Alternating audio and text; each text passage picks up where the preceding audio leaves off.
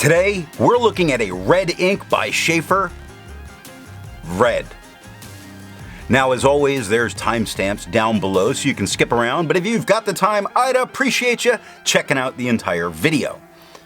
If you don't know me, I'm an ink guy, and if you do know me, hi. If you like red ink and want to look at more of them, there's a link to a playlist down in the description. To try and standardize some of the writing samples, I always use Clairfontain, Tomoe River, and Rhodia dot pad in the first part of the writing samples. This first paper is Clairfontaine's 90 GSM. We have no bleeding, no ghosting. The 1.1 has no feather spread, halo sheen, or shade. The extra fine is a little bit lighter than the stub with no feather spread, halo sheen, no shade, and 4 seconds to dry. The medium is the same tone as the extra fine. No feather spread, halo sheen, no shade, 7 seconds to dry.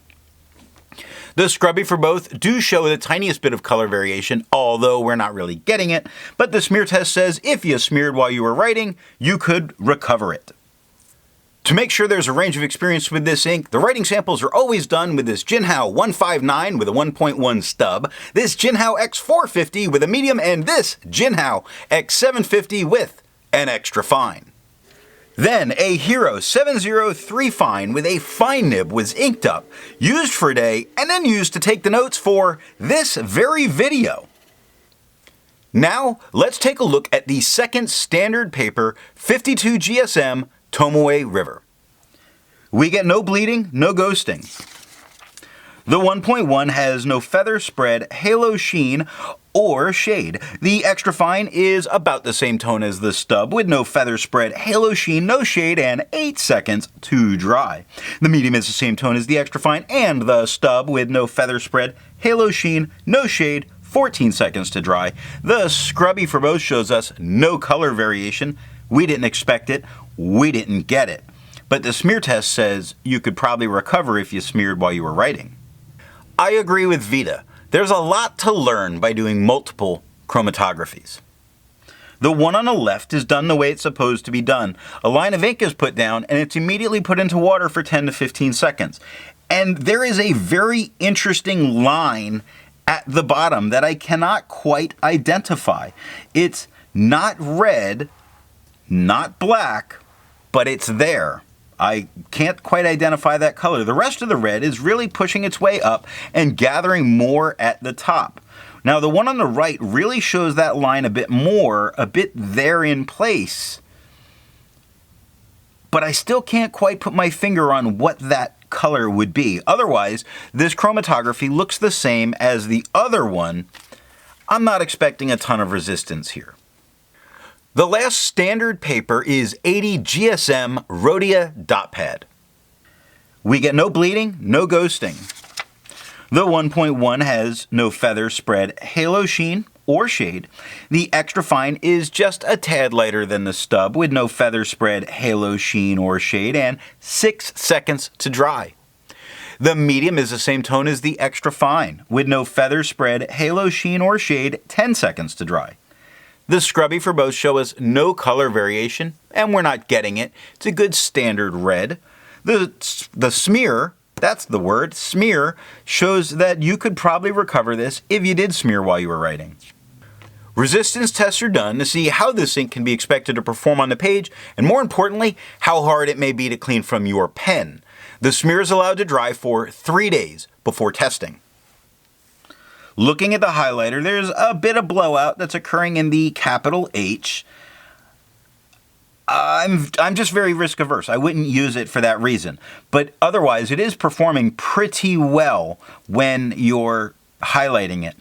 What I actually like using it for in this effect the most is if you're drawing bloodshot eyes. I like to put the lines in with this and then use the yellow over top because the blowout really breaks up those lines in an interesting way. Anyway, water is reactivating and lifting it off of the paper, not entirely, but you're seeing it go away. That's only 30 seconds of that water dot being there. Pen flesh doesn't do anything more than water does, which means you don't need it. Of course, it did only take water to get this out of my pen. The 1/3 bleach solution, as you would expect, is completely removing it. The next writing samples are done on paper that changes from video to video, and in this video, we're going to take a look at Word notebooks. We're just going to take a moment and circle some of these bleed spots that seem to occur somewhere in this region here. But for a pocket notebook, all of these little dots probably don't stop it from being effective to use the back of the page. It's really not that bad. Much more of it's coming through where the scrubby is, and unless you're coloring in your pocket notebook, it shouldn't be a problem. So this is not too bad, and the ghosting's not bad actually either. The 1.1 does feather, does spread, has no halo, sheen, or shade. The extra fine does feather all over it. It's tiny though, and I think it's very usable. It has no spread, no halo, no sheen, no shade, 1 second to dry. The medium has the same amount of feathering as the extra fine. It does spread just a little bit, not quite all the way up to broad. I wouldn't use it. It just, the combination of that little bit more spread and that little bit more feathering makes it just not look as good. But again, for pocket notebook, not doing too bad. No halo, no sheen, no shade, 1 second to dry. So this is really a good ink for this paper if this is what you wanted to be able to use. It's your pocket notebook. It's not where you're, solving $1 million math equations. And yes, there are $1 million math equations. The scrubby for both show no color variation, and we didn't get any, but the smear test says you could definitely recover your cure for cancer if you wrote it in your pocket notebook and accidentally smeared it afterwards. For the inks tested, there's an average viscosity of 2.5, with the realm of normal being from 2.1 to 2.9. Sheaffer Red has a viscosity of 1.19, which puts that really close to the water line, which is 1. Wow, this is wet. The next writing sample is done on a composition notebook like you would have used in science labs. The only real bleed spots that we're getting is here at the scrubby, and not such a big deal unless you're filling in big areas like that in your lab class. And there's no real ghosting. Pretty good. That's a medium with no feather spread, halo sheen, and no shade. Great performance. The extra fine, no feather spread, halo sheen, no shade. It's about the same tone as the medium. 3 seconds to dry. This paper has really just impressed the crap out of me. The scrubby shows no color variation, and we didn't get it. In the smear test, you could recover this no problem if you smeared it. So, hey, good news. For the inks tested, there is an average dry time of 17 seconds, with the realm of normal being from 13 to 21 seconds. Sheaffer Red has an average dry time of an amazing 8 seconds, which makes this a fast drying ink, faster than some fast dry inks. The last writing sample, a crowd favorite, 20-pound copy paper. Take a moment and circle the bleed spots that have occurred somewhere in this vicinity here, and here, and here, and here, and here, and here.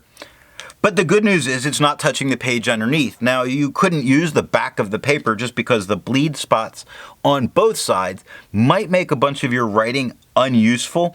The result of all of that bleed is a lot of ghosting, but it's not touching the next paper. So if for some reason you're making your own notebooks out of 20-pound copy paper, you could use Sheaffer Red ink safely, just not the back of the page.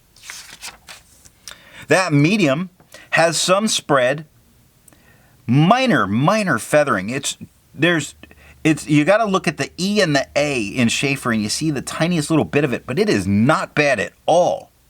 No spread, no halo, no sheen, no shade. The extra fine spread to about a medium, or about a fine, not a medium. Same tone as the medium with no feather, spread, halo, sheen, no shade. That's right, there's no feathering. It did really well here, despite the fact of how deep it was getting in. 1 second to dry. The scrubby shows no color variation, and we didn't get any. The smear test says you could definitely recover it because you can't smear this. Instead of finding inks that look like Sheaffer Red, because just use the standard in the fountain pen community, I would prefer to find an ink that complements its color on the page. I went with a nice blue by Bookbingers, Blue Racer Snake, because it sounds like it's an eraser snake. Kind of funny. So what do I think of Sheaffer Red? It is a standard red. Nothing really stand out, but it is the standard for a reason. Sometimes when things are that good, there's just no real reason to change. So what nib and pen will give the best writing experience with this ink? I think a medium flow fine or extra fine is best for grading purposes because frequently when we print stuff, we print on both sides, so let's try and control some of that bleed as much as we can. I hope you got something out of this video, and I look forward to seeing you tomorrow when we take a look at Mont Blanc's Ink of Love.